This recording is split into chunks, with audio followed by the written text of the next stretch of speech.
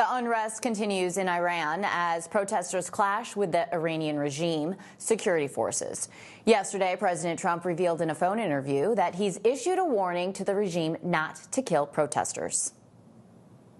I have let them know that if they start killing people, which they tend to do during their riots, they have lots of riots, if they do it, we're going to hit them very hard.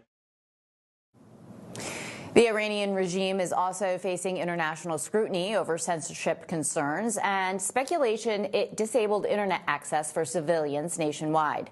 Newsmax's Middle East correspondent Zach Anders is in Tel Aviv with more.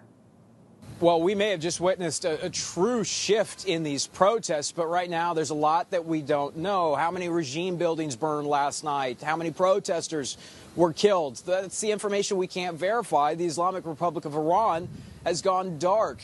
We were seeing, as night fell last night on day 12 of the protests, a tremendous amount of energy. The exiled son of the former Shah Crown Prince Reza Pahlavi, he had urged Iranians to make last night the largest demonstration yet, and by all indications, the Iranian people did so. In more than 100 cities, crowds filled the streets, shut down traffic, airports closed.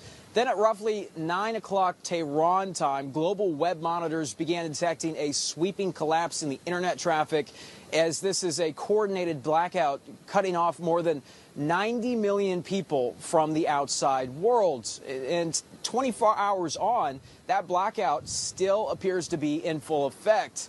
Despite the information siege, regime-run television remains on the air. They're hardly covering the protests, casualty figures, or where these main conflicts are taking place, but they are broadcasting an address from Supreme Leader Ayatollah Ali Khamenei. He's directed threats to the United States, and he warned President Trump that, quote, he too will be brought down. He also reminded Iranians that the Islamic Republic came to power, quote, with the blood of hundreds of thousands. It's that line that, of course, very concerning. How many protesters is this regime willing to kill to stay in power? Now, flights were diverted overnight. Several airlines canceled their routes into Iran today. And Prince Pahlavi had called on even larger demonstrations tonight, greater than yesterday. We don't see a lot of images or media coming through this siege. And what we do get, we believe, is coming through those with access to a Starlink, which illegal to operate in Iran, but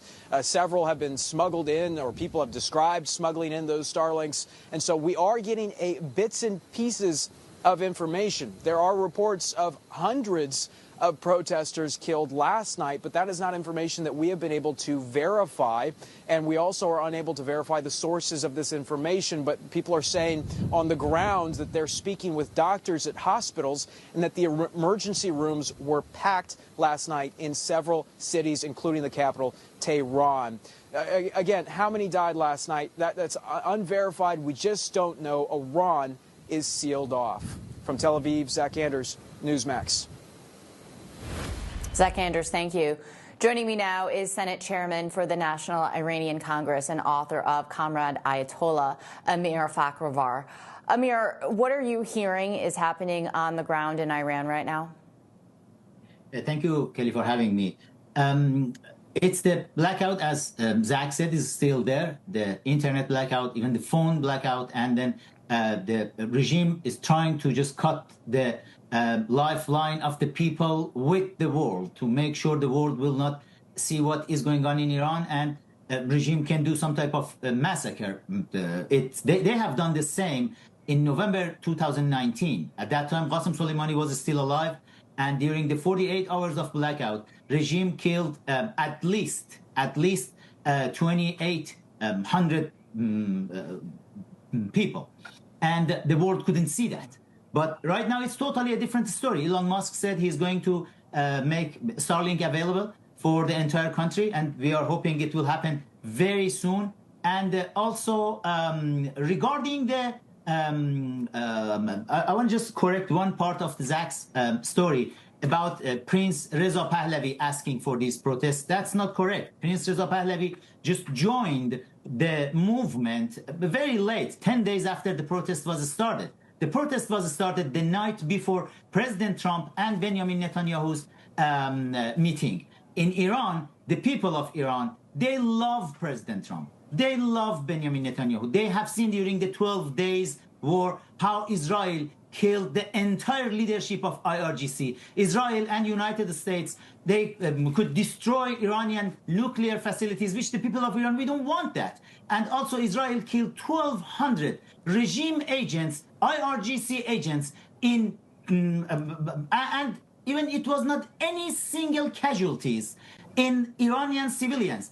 Because of that, the Iranian people, they love Netanyahu and Trump. And during the 12 days of war, the same Prince Reza Pahlavi called the people to come out. Not even one single person came out. But then 6 hours later, President Trump asked the people of Tehran, the capital, to leave the capital. Tehran has 10 million population during the night. 9 million people immediately just followed the President Trump's message and left the capital. President Trump is a lot more popular inside Iran, in Iranian society. 90 million people inside the country, 10 million outside of the country, more popular than anybody else.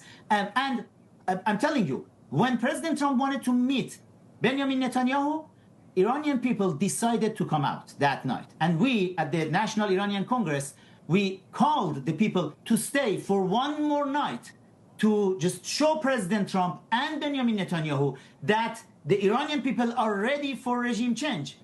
And then that protest continued for 11 nights. Then Reza Pahlavi decided to join the wagon, jump on the wagon, and just get some credit and say, oh, this is my people. No, this is not his people. And it's the propaganda by him and his machine, which is wrong. And it's right now, the people are chanting death to dictator. That means death to dictator in place right now, Mr. Supreme Leader, and death to dictator invading. We are not calling for any kingdom of Iran, any more dictatorship. We want the same as United States. It's the 250th anniversary of the birth of this nation, the constitutional republic. During last 2.5 centuries, United States never created any kingdom, never created any dictatorship, and I'm sure President Trump is not going to sign, to be the first one to sign a dictatorship, the kingdom for Iran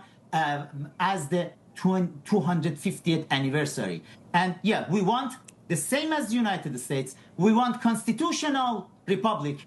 We want to have constitution leading the country the same as the United States. We don't need any dictator anymore. And the people, millions of people are coming out. They are ready for that constitutional republic. Well, we're definitely praying for the people of Iran, and the president has said very firmly, if those dictators and the Ayatollahs are starting to kill the civilians, there will be swift American action. And so we will keep on this story as things develop. Amir Fakhravar, thank you so much for joining me today. Thank you.